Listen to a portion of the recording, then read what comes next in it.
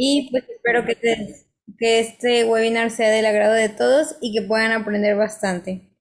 Le cedo la palabra.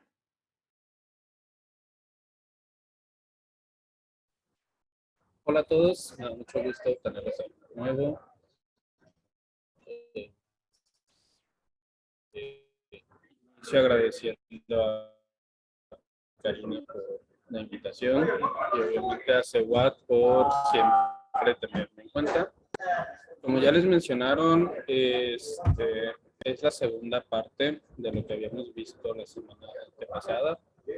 Si en algún momento hay demasiado ruido que no se escuchar, me dicen para repetir.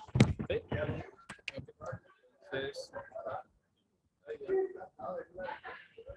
si no mal recuerdo, lo último que vimos fue esto del alcance. Lo voy a mencionar brevemente, nada más para recordar. Que existen 4 tipos que nosotros podemos aspirar a llegar a tener. El primero es el exploratorio, que es cuando no conocemos nada.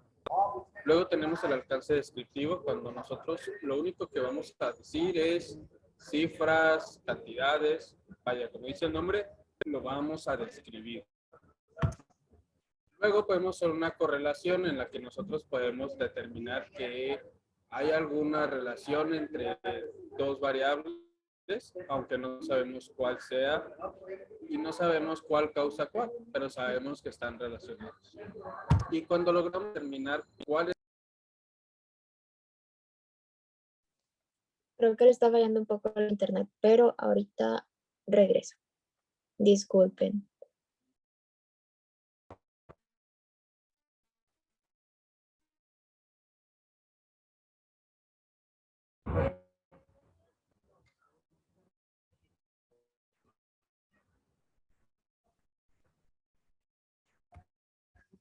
Creo que me corté, pero ya volví. Sí, se entrecortó, pero ya está. Confirmar que ya todo está en otra vez. Son 4 tipos de alcances, 4 tipos de objetivos y de acuerdo al objetivo que nosotros nos planteemos para nuestra investigación, va a ser lo que nosotros debamos de tener en cuenta. Y de eso nos lleva a hablar del diseño de estudio. Como recordarán, les he mencionado que muchas veces causa investigación. Generalmente se trata de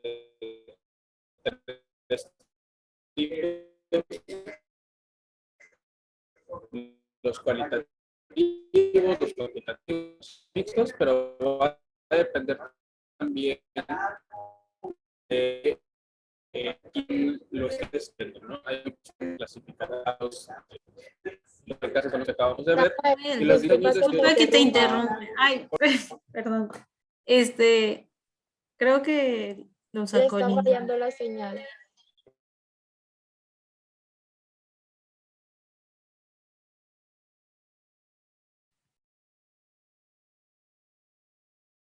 Vamos a esperarnos un ratito en lo que...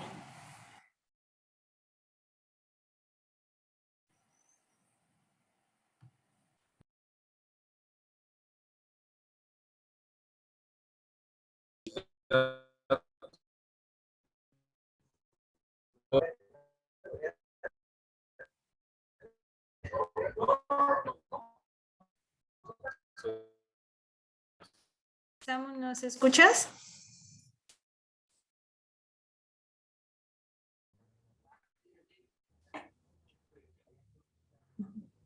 Hola, ¿ya me ven otra vez? Sí, no sé si gustas apagar la cámara porque te estamos escuchando un poquito entrecortado. Okay. Gracias, Samu. ¿Y ahora me escuchan mejor? Ya se escucha mucho Escuchamos mejor. bien. Gracias. Les decía que el diseño es entonces a esa estructura o plan que nosotros vamos a seguir.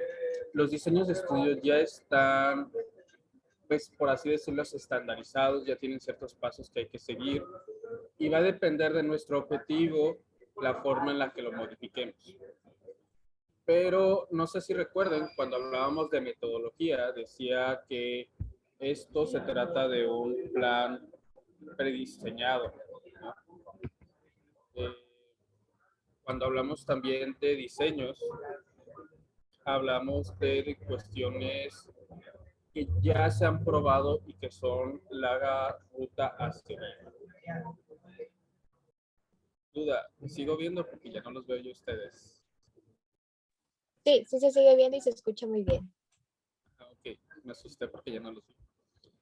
Distintos tipos de diseños nos van a dar distintas formas de clasificar. Este es un diagrama de mi autoría, orgullosamente les digo, porque antes siempre trabajaba con el primero que salía en internet, pero este lo estructuré de la siguiente manera. Hay formas de clasificarlo de acuerdo al tiempo en el que nosotros estemos trabajando el artículo, de acuerdo al tipo de publicación que nosotros vayamos a hacer o del tipo de datos que estemos manejando. Independientemente del tipo que estemos nosotros hablando, la manera más lógica de entender la estructura o la clasificación de los diseños es de acuerdo a nuestra relación como investigadores con la variable que estamos estudiando. Es decir, podemos clasificarla inicialmente como estudios observacionales o experimentales. En los experimentales nosotros vamos a manipular a algunas variables para nosotros poder medir nuestra variable de interés. Mientras que en los estudios observacionales, como podemos deducir, no vamos a modificar nada y solo lo vamos a cuantificar, lo vamos a observar y lo vamos a registrar. Un tercer tipo que no encaja en estos últimos dos son los casos clínicos. ¿Okay? Los casos clínicos siempre se van a coser aparte. Ellos son muy celosos y no les gusta que los asocien con los demás. Entonces casi siempre van a tener una metodología propia, van a tener reglas propias. Pero sepan que es un tipo de investigación y es un tipo de publicación.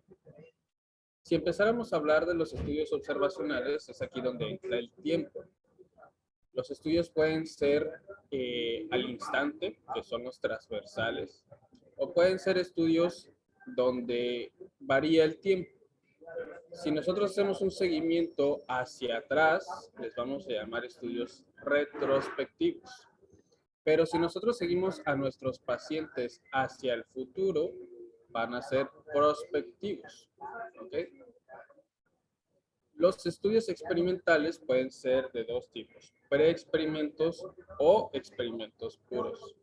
Los preexperimentos van a tener la diferencia con los experimentos puros, que solo van a tener una medición.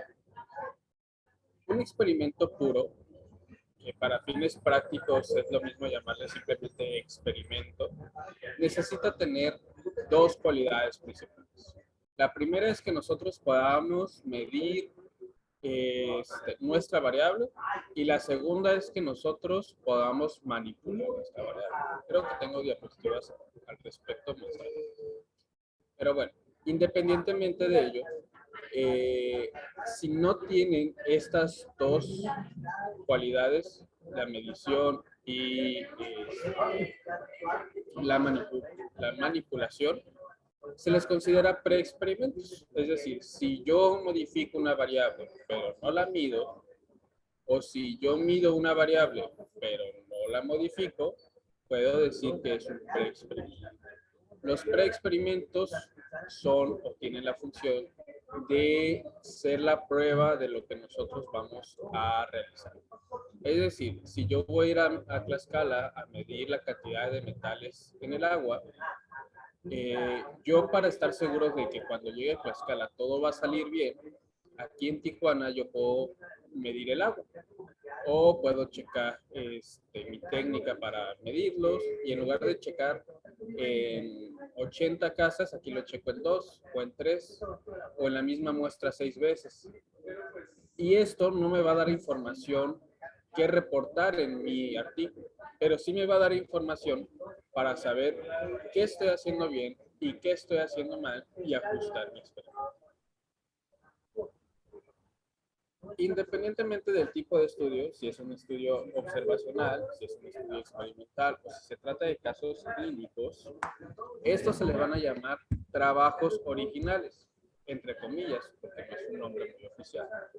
Pero son trabajos originales porque son la fuente original de la información. No estamos hablando de la creatividad del estudio, sino de que la fuente de la información es primaria. Ellos originan su información.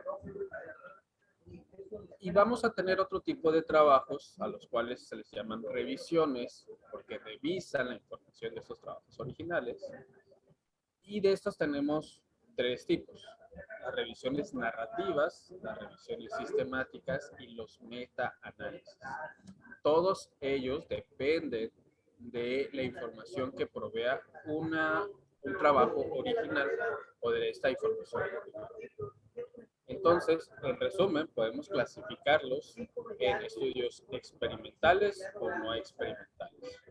Si son no experimentales, pueden, es decir, observacionales, van a depender del tiempo, y estos pueden ser transversales, longitudinales. Los longitudinales pueden ser prospectivos o retrospectivos, los experimentales pueden ser preexperimentos o experimentos, los casos clínicos pueden ser casos clínicos a secas, o si son más de 3 o 5, dependiendo de la revista, se le considera serie de casos.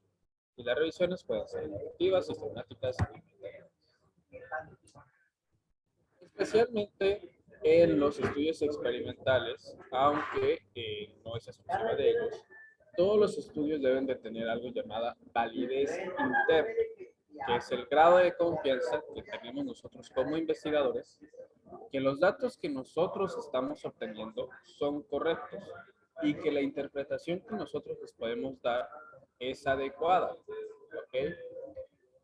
¿Qué pasa cuando yo no tengo adecuada validez interna? Supongan ustedes que yo estoy haciendo un experimento en pingüinos. Entonces, yo quiero medir qué tanto los protege su piel del frío. ¿Okay? Entonces, mido la temperatura interna del pingüino, la externa, hago mi análisis y ya determino que la piel del pingüino soporta el fresco.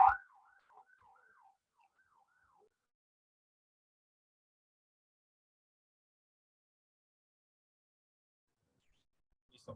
Les decía, yo puedo determinar que la piel del pingüino determina tantos grados bajo cero. ¿Okay? Y ya, lo reporto. Pero yo no tomé en cuenta que hay ciertas variables, las cuales podemos llamar variables dummy, o variables funcionales, o variables intermediarias, las cuales pueden afectar mi medición.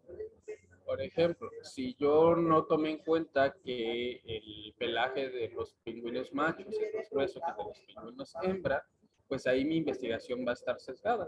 Y a lo mejor en lugar de soportar menos 10 grados bajo cero, soportan menos 40, pero yo solo medí a las pingüinas, ¿no? A los pingüinos hembra, los cuales pues tienen un pelaje más delgado. Por dar un ejemplo, la verdad desconozco el grosor y la situación de los pingüinos, pero para que tengan en cuenta que existen este tipo de situaciones. Esto lo tienen que saber no solo como autores, sino como lectores. Ustedes tienen que hacer un análisis siempre de qué tanto control están teniendo los investigadores sobre las variables que puedan interferir. Así como hay una validez interna, hay una validez externa, la cual nos habla de la confianza con la que nosotros podemos extrapolar los datos. Ya les había mencionado que existen dos requisitos obligados en un estudio experimental y toca hablar sobre la manipulación de las variables. Hay tres maneras principales de modificar o de manipular una variable. La primera es con presencia o ausencia. Yo puedo agregar una variable para ver cómo cambian o medir el impacto de esta variable o lo puedo quitar. Por ejemplo, si yo a todos en CEMUAC quiero ver cuánto les importa esta plática, puedo aplicar un cuestionario. Pero a la mitad de ellos les doy dinero por asistir a mi plática. Y les doy más dinero si sacan buenas calificaciones en el examen. Entonces yo ahí estoy manipulando cuánto aprenden agregando un incentivo económico. Pero también les puedo decir que aquel que no ponga atención en esta plática y repruebe el examen, voy a hablar con su universidad para que les quite las becas o para que les quite puntos en el estoy quitando. Ahora, también puedo yo modificar a través de la cantidad. Por ejemplo, un paciente hipertenso que le doy una tableta diaria de metoprolol y veo que no responde. Entonces yo le puedo agregar 2 y ver cómo actúa, ¿no? Ahí estoy modificando en cuestión de cantidad. O veo que se me está hipotensando, entonces le doy la mitad. Sigo modificando. No quité ni puse, simplemente modifiqué la cantidad. Y la última es la manipulación de grados. Esta es la menos usual, pero sí pasa. Por ejemplo, yo a un niño infante le tengo que dar un antibiótico, le tengo que darle ofloxacin. Pero es un infante de 2 años. Entonces le tengo que moler las pastillas y diluírselas porque estoy en suspensión en México. Y voy a Estados Unidos, compro levofloxacino en jarabe donde sí hay y veo a qué niño le va mejor. Si al niño al que le molí las pastillas se las diluí en agua o al niño al que se lo estoy dando directamente en suspensión. Esa es la forma de manipular una variable a través de los grados o a través de la forma. Existen ciertas situaciones en las cuales nosotros difícilmente vamos a poder manipular una situación o una variable, las cuales son situaciones en las que son inherentes a nuestro sujeto de investigación. Por ejemplo,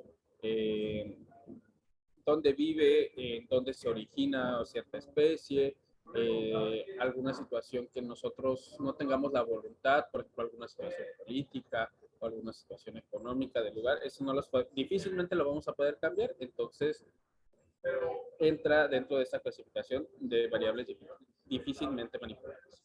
Algunas características que no puedan ser manipuladas por razones éticas, por ejemplo, la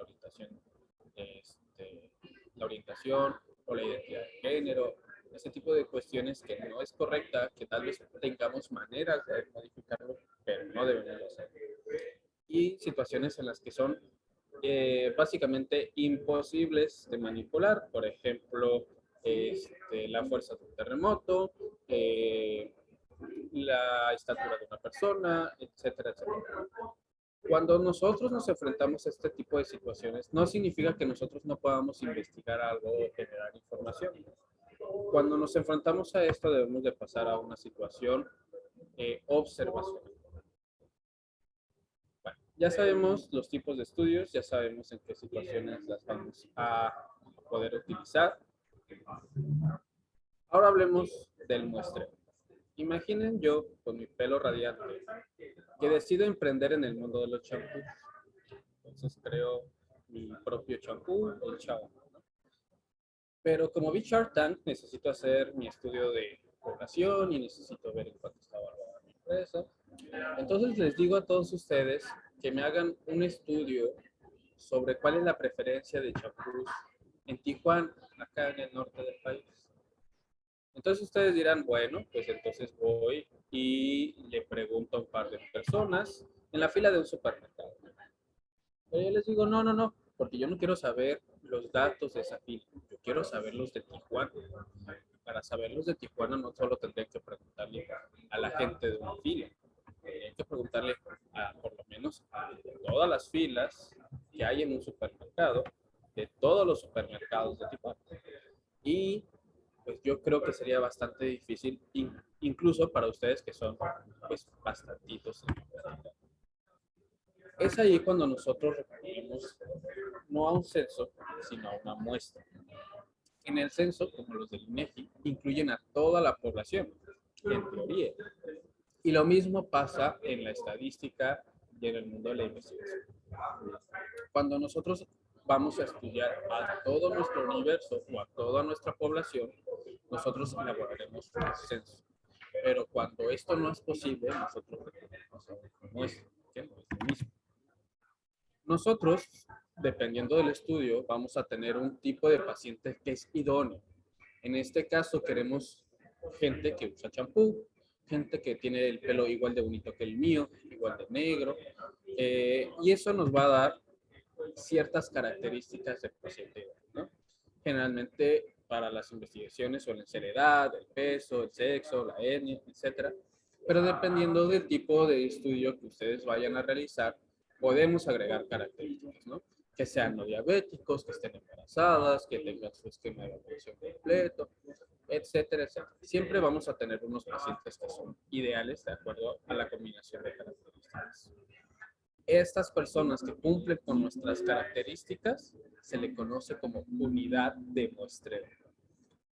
A veces, cuando nosotros determinamos cuál es nuestra unidad de muestreo, resulta en poca gente, ¿no? Si yo voy a mi universidad y digo, ok, yo quiero, mi unidad de muestreo van a ser hombres de 23 años que ya hayan cursado el séptimo semestre, que no hayan entrado todavía al internado, que su nombre empiece con A y que su apellido termine con Z.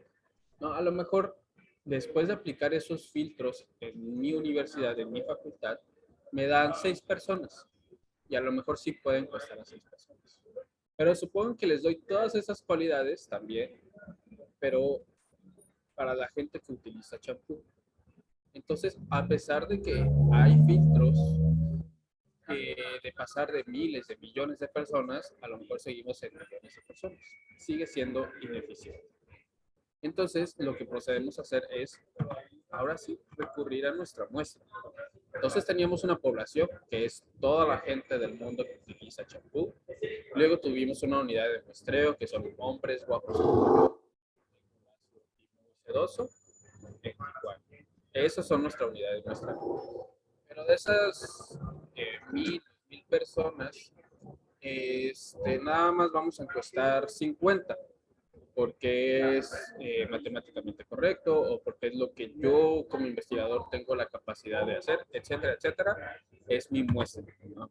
Entonces aquí podemos ver que la población es la totalidad, los elementos de unidad son las personas o animales, es decir, cualquier cosa, no solo personas, que cumplen con las características y la muestra van a ser solamente los individuos que voy a seleccionar para aplicar mi medición, para hacerles estudios, para hacer una encuesta o para mirar. Tenemos principalmente dos tipos de muestra. Una es la probabilística, que es donde todos los sujetos de estudio tienen la posibilidad de ser escogidos, los que tienen características definidas y van a ser seleccionados al azar. Los estudios, perdón, las muestras no probabilísticas suelen tener una selección dirigida. No podemos medir el error de nuestro muestreo y no son generalizadas. Aunque no necesariamente, casi siempre se utilizan en estudios cualitativos. Y es una regla, pero cuando se trata de estudios cuantitativos, casi siempre se debe de utilizar un estudio y un muestreo probabilístico. ¿Okay? ¿Cuál deben de usar? Pues va a depender del alcance de su estudio, para que vean que no les mentí. Cuando nosotros estamos haciendo un estudio exploratorio, nuestro muestreo casi siempre va a ser dirigido, ¿ok? Porque yo no conozco demasiado del tema, entonces debo de dirigir, vaya, mi análisis a los elementos a los que yo considero que me puedan dar información. Si yo estoy haciendo un estudio del COVID en 2019, soy un médico chino y me dicen que hay una nueva enfermedad. Pues yo no voy a decir, ok, voy a hacer un estudio de esta nueva enfermedad, pásenme el censo. Voy a agarrar a 100 personas elegidas al azar de los miles de millones de chinos que hay. Definitivamente no voy a dar con el COVID. Lo que necesito es ir específicamente con los pacientes que tienen síntomas relacionados a esta nueva enfermedad. Es un estudio exploratorio porque todavía no conozco nada. Estoy hablando de diciembre de 2019. Ahora bien, yo ya estoy en el 2021, estoy probando las vacunas. ¿Cuáles voy a utilizar? Voy a utilizar un estudio experimental, un muestreo probabilístico o no probabilístico. Pues eso va a depender de mi contexto. Si yo estoy en la fase inicial de la prueba de vacunas, pues puedo decir, ok, lo voy a probar en la gente enferma, ¿no? O estoy ya en las fases finales, los voy a probar en cientos de personas, independientemente si están enfermas o no, y voy a hacer mi selección al azar. Como pueden ver, no hay una regla para el momento de estar haciendo un experimento. Va a depender de las características y las necesidades de mi experimento. Pero ahora yo quiero probar si mi vacuna AstraZeneca me da el síndrome de Steven Johnson, ¿no? Aquí yo ya no voy a poder seleccionar nada más a mis pacientes a los que me da Steven Johnson. Voy a seleccionar de una lista de pacientes vacunados con AstraZeneca y al azar voy a medir si hicieron reacción a mi vacuna. Aquí sí tiene que ser un estudio totalmente probabilístico porque yo necesito encontrar una correlación y de ser posible una causa a que personas estén teniendo Steven Johnson.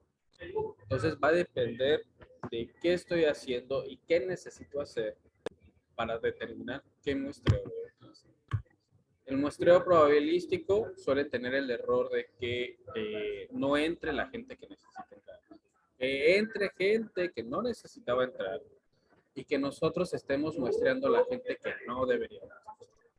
Y ustedes dirán, bueno, eso suena muy lógico, ¿no? Pero pasa. Por ejemplo, si yo estoy haciendo un estudio sobre preeclampsia y yo metiera hombres, pues esa es gente que no debería entrar.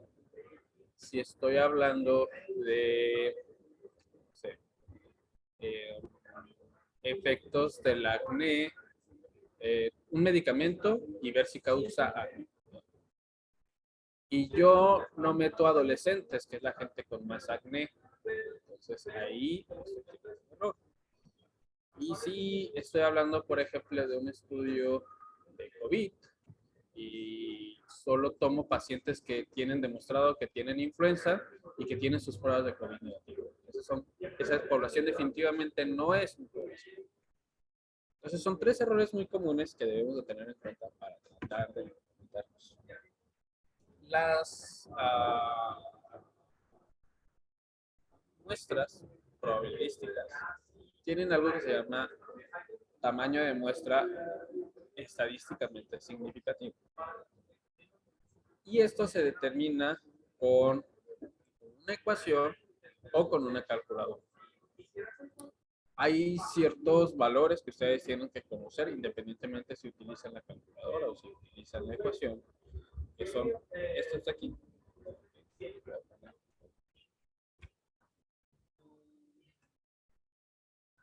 Z y la E de Rho van a estar muy íntimamente relacionados. Yo voy a tener un nivel de confianza en mi estudio, que se mide del 0 al 100, o el 100 es 1 cuando estamos hablando de valores decimales. Y dependiendo de mi tipo de estudio, es cuánta confianza debería tener mi estudio. Para estudios sociales o lógicos, un nivel de confianza de 90 es bueno. En medicina, nosotros utilizamos un valor de 95, de 5% de confianza en el estudio. Y temas de ingeniería o situaciones de medicina donde son cosas de vida o muerte, utilizamos un valor de 99%. Si nosotros estamos teniendo una confianza del 99%, significa que solo estoy dejando de margen de error, de estimación, del 1%. Si estoy utilizando el 95% de confianza, mi error va a ser del 5%. Y así sucesivamente. como habíamos dicho, mi población o mi universo es toda la gente. ¿Okay? Y esa va a ser la N. Y es N mayúscula. La N minúscula va a ser el tamaño de mi muestra. Los otros dos valores, P y Q, son las probabilidades a favor y en contra. Cuando nosotros conocemos la prevalencia de una enfermedad, esa es nuestra probabilidad a favor. Si los mexicanos tienen una probabilidad del 80% de ser diabéticos a los 40, y estoy hablando de gente con 40 años, mi probabilidad a favor es de 80. O si yo sé que la incidencia en México de tuberculosis es de 3% en la población, pues es 3% o 0.03. Y por tanto, si una es de 0.03, la contraria sería de 0.97 o del 97%. Hay situaciones, por ejemplo, en situaciones nuevas o medidas, donde se desconoce cuál es la probabilidad. Entonces se utiliza 50% para cada uno, un volado, ¿no? 50% de que sí me pase, 50% de que no. O si estoy hablando con esta fórmula, pues necesito ponerlo en decimal, sería 0.5. Hay fórmulas para cuando conocemos el tamaño de nuestra muestra y hay fórmulas para cuando no conocemos el tamaño de nuestra muestra, de nuestra población, que son las fórmulas para poblaciones infinitas. ¿Okay? Deben tener mucho cuidado si el internet se acabara y solo quedaran libros y no pudieran utilizar esta calculadora, de utilizar la fórmula correcta. Pero afortunadamente vivimos en el siglo XXI y ya tenemos estas calculadoras que nos ahorran mucho la. Pero va a haber calculadoras que en lugar de que les pongan aquí es el máximo error aceptable, les ponga inserte el valor de o inserte el valor de P. Entonces, aún así es importante conocer. Yo utilizo dos calculadoras. Esta, que es del Instituto de Investigación de Barcelona, España, y utilizo la calculadora de bolsillo, que es una aplicación para el celular, de Stats, que está muy simple. Yo suelo calcularlo de forma manual y corroboro con las calculadoras. ¿Por qué? Porque las calculadoras me lo rebotean. Yo lo calculo manualmente, puedo jugar un poquito con los números, sobre todo para cuando estamos hablando de muestras estratificadas y muestras por conglomerados. Es importante que lo sepan y les voy a decir por qué muy rápidamente. Va a haber situaciones donde nuestra muestra se conforme de varios subelementos. Por ejemplo, yo estoy haciendo un estudio sobre qué tan buena es la gente y su religión. Entonces sabemos que México es un país católico, pero también sabemos que no es la única religión. Entonces yo debo tener en cuenta eso, que si bien hay otras religiones, esas son minorías. Y si yo hago un estudio sin tener esto en cuenta, lo que verdaderamente voy a obtener van a ser datos de gente católica. Si yo necesito entonces hacer un estudio en 100 personas y sé que el 90% de mis ciudadanos mexicanos son católicos, pues debo de tener en cuenta para que solo el 90% de las respuestas se correspondan a católicos. Y si el 5% son protestantes y el 2% son budistas, yo poder hacer esta relación. Aquí yo estoy poniendo un ejemplo muy mágico en el que son 100 personas y podemos sacar un sí. Pero supongamos que no son 100 personas, sino que son 298. Ahí se torna un poquito más complicado. Y supongamos que la relación pues es no tan abismal, ¿no? La forma correcta de calcularlo es muy sencilla. Voy a dividir el tamaño de mi muestra idónea, que es mi muestra estadísticamente significativa, entre el número de el tamaño de mi población o de mi universo. Que para este ejemplo, mi muestra deberían ser 298 y mi universo son 1176. Yo al dividir este entre este voy a obtener un factor. En este, para fines de este ejemplo, es 0.2. Ya que tengo mi factor, lo voy a multiplicar por cada uno de los elementos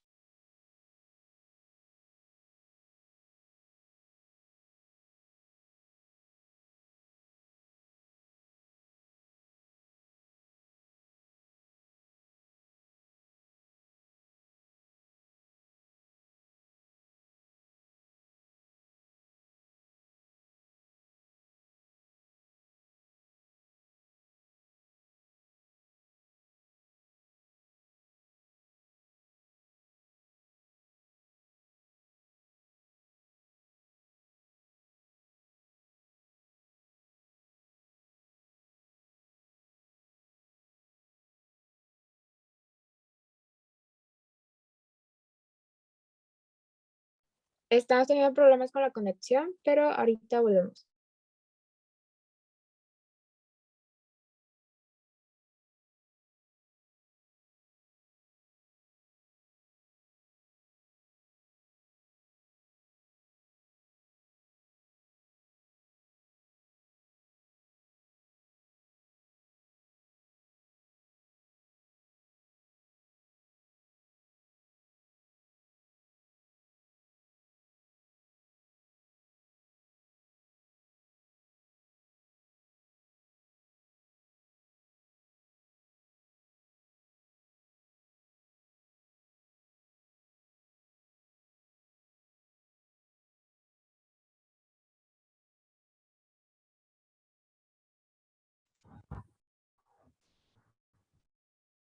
Era una pausa para que fueran a hacer pipí.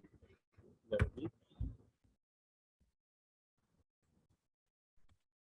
Hablábamos de las muestras estratificadas. Las siguientes serían muestras por racimos. Aquí lo que vamos a hacer es y lo vamos a utilizar mucho cuando nuestras muestras estén principalmente dispersas o sean definitivamente muy grandes. También nos podemos auxiliar de lugares geográficos en los cuales nosotros vamos a encontrar nuestra población de interés. Por ejemplo, si yo quisiera encontrar estudiantes de medicina, pues me voy a los bares, ¿no? O si quiero encontrar no sé, viejitos, pues asilos, ¿no? Pacientes con falla renal, hospitales. Y yo quiero hacer un estudio nacional. A lo mejor yo no tengo los recursos para ir a encuestar a todos en todo el país. ¿Y qué es lo que hago? Pues hago un racimo. En una tómbola pongo los 32 estados del país y saco 15, ¿no? Y ya me sale Chihuahua, Baja California Norte, Chiapas, la Ciudad de México. Pero aún así no me alcanzan los recursos. Entonces, a cada estado le hago otra subdivisión, ¿no? Acá en Tijuana, en Baja California, metemos los 6 municipios y saco 3. Y ya me sale Tijuana, Rosarito, y Tecate. Aún así, no me alcanzan los recursos. Entonces, a cada municipio meto todas las primarias que hay. Entonces, ya saco la mitad de las primarias y de esas primarias solo voy a encuestar a la mitad de los grados y voy a encuestar entonces a primero, tercero y sexto. Y en otra tómbola meto los nombres de todos los niños y me sale Juanito, Miguelito, Panchita y Sutanita, ¿no? Entonces, con esos datos, porque todos tuvieron la misma oportunidad de entrar, sigue siendo probabilístico y en lugar de encuestar a 27 millones de individuos, ahora solo encuesté a 1,800, ¿no? Y es algo que puedo hacer. Entonces, este es un recurso que nosotros tenemos y que conserva nuestro poder estadístico y nuestra significancia, sobre todo en estudios muy grandes. Puedo combinarlos con un muestreo estratificado o lo puedo hacer así solito en los grados y es totalmente válido. ¿Cómo nosotros vamos a seleccionar nuestros casos? Pues hay 3 maneras muy divertidas, ¿no? La primera y más clásica, la que hacían nuestros abuelitos, era lo de la tómbola. Literalmente meter fichitas y numeritos. Hoy en día nosotros podemos utilizar algún programa para generación de números al azar. Todo esto requiere previamente que haya una lista, puede ser de teléfonos, puede ser de inscripciones, puede ser lista de estudiantes. Siempre debe haber una lista, ¿no? Entonces, con este generador de números al azar, yo puedo decirle a, hey Google, dame un número del 1 al 25, ¿no? Ya me dice el 13. Y así voy sacando números hasta completar el número de participantes que necesito. También hay un método matemático cuando nosotros no tenemos ningún recurso para aleatorizar, que es a través de, o también, de un factor. Aquí yo voy a hacer la división a la inversa. Voy a dividir el tamaño de mi universo entre el número de mi muestra y me va a dar este factor. En este caso, para el ejemplo, es 5. Entonces en la lista yo voy y agarro al niño 1, al niño 6, al niño 11, al niño 16 y así sucesivamente me voy de 5 en 5 y voy a obtener mis 308 números. Y finalmente hay una técnica que se utiliza sobre todo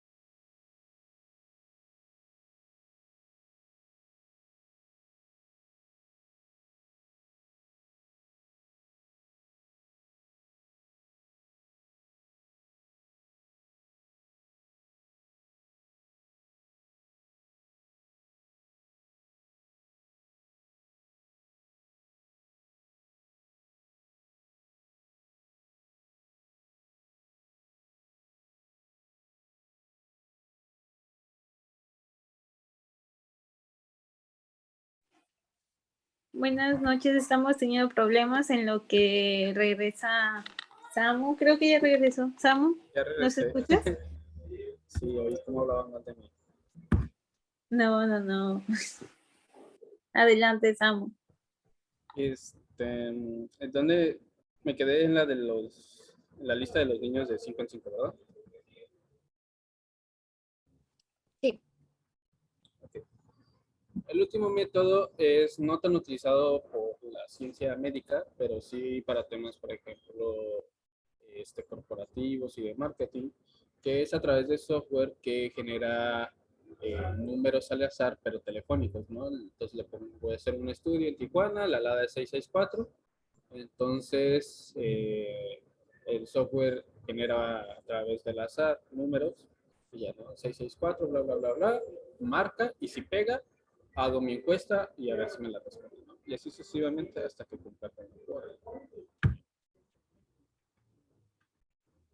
Existen este tipo de tablas en las cuales vienen pues una sugerencia de cuántos son los casos que deberían incluir como mínimo, dependiendo las características del estudio, ¿no? Si es un estudio médico, dependiendo si es nacional o local, pues pueden ser 1000 o 500, ¿no? Dependiendo cuántos subgrupos hay, como cuando hablábamos de los casos estratificados, si hay grupos, si son 5, si son 10, si estamos hablando de casas, si estamos hablando de personas, si estamos hablando de instituciones, si es local, regional. O también podemos tener tablas para los tipos de estudios, ¿no? Si es, por ejemplo, un experimental, por lo menos 15 por grupo. Si es una encuesta a gran escala, por lo menos 100 casos. Eh, Son una opción para cuando nosotros vamos empezando, pero no es lo más recomendado. Lo más recomendado es siempre seguir los pasos para un muestreo probabilístico, que es calcularlo mediante la fórmula o mediante la calculadora. Pero sepan que pueden tener una referencia con este tipo de tablas.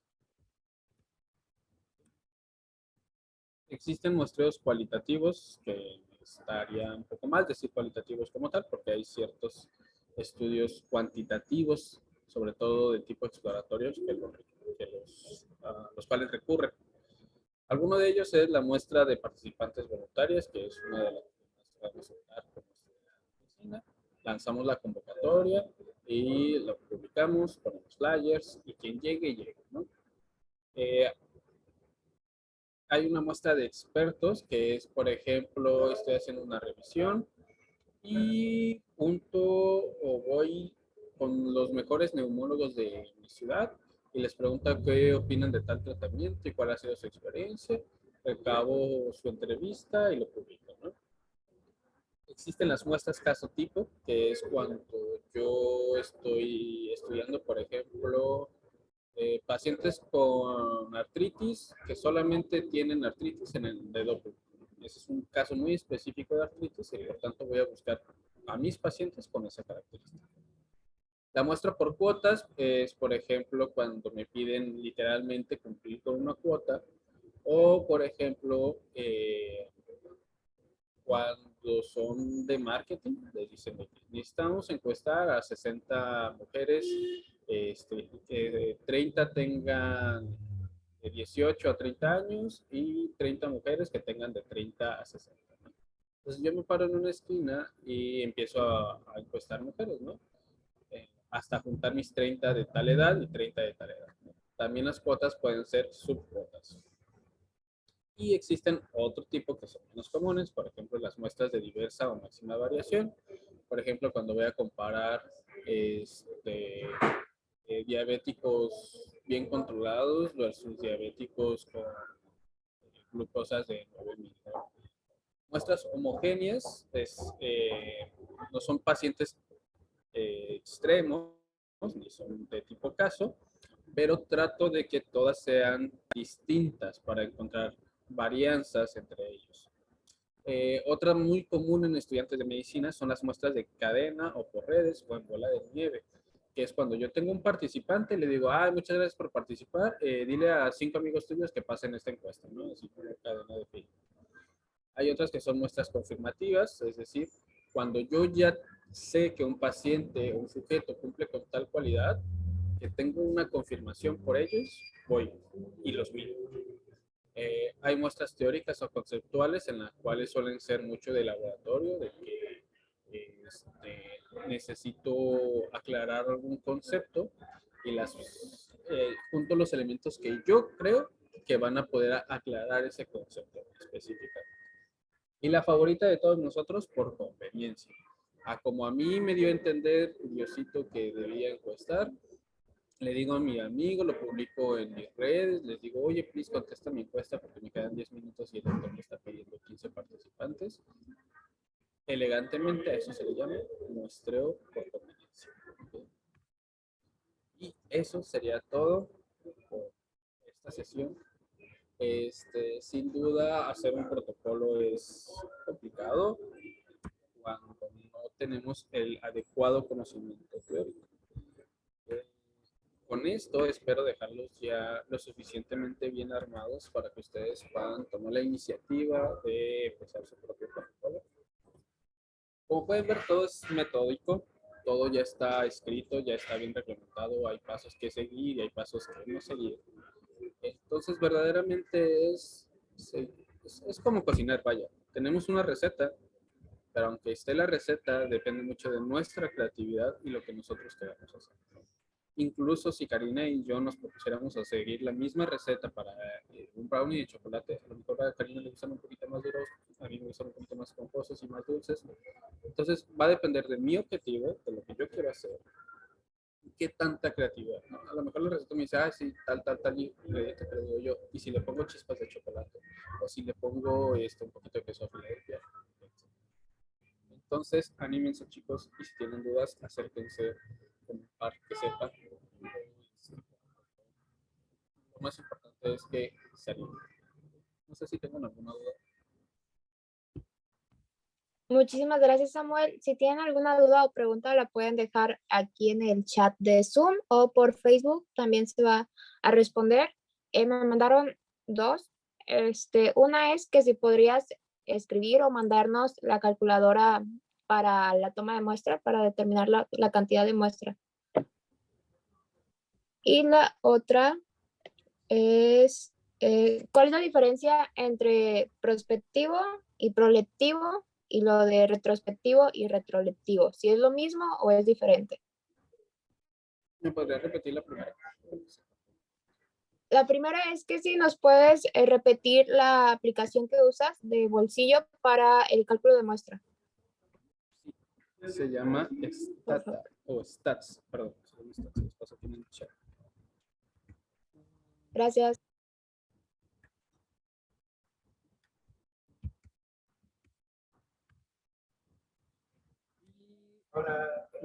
Cuestión de lo retrospectivo y prospectivo es la forma en la que se le conoce dependiendo hacia dónde va. Retro es hacia atrás, prospectivo es hacia adelante. Y las otras dos palabras, la verdad es que es la primera vez que los escuché y te estaría mintiendo si te dijese que es ¿Nos escucharon?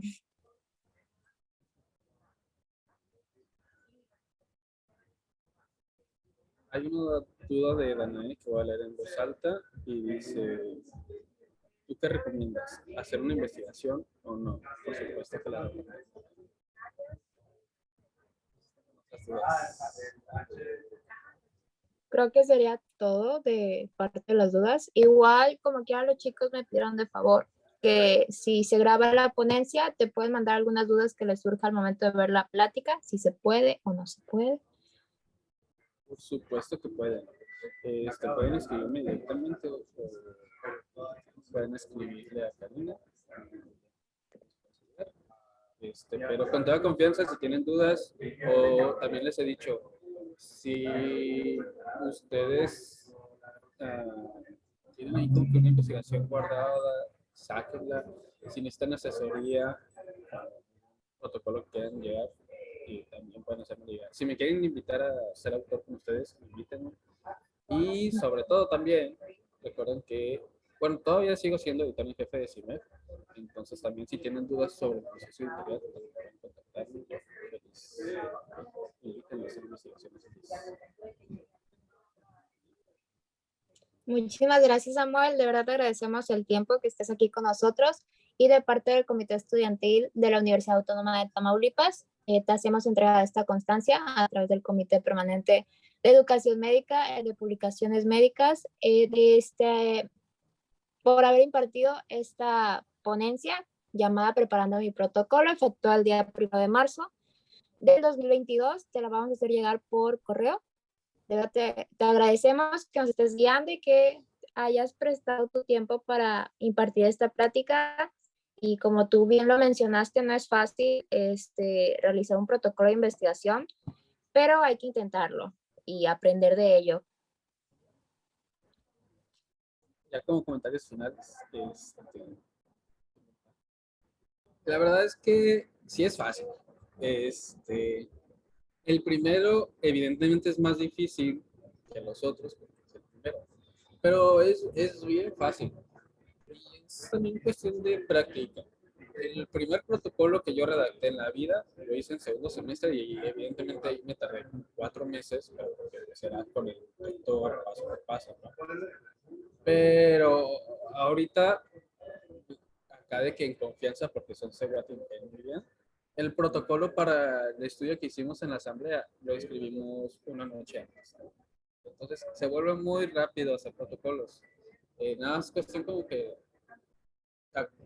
sigas la receta, vaya. Por ejemplo, yo ya tengo un chote de protocolo en el que nada más le meto la información que necesito.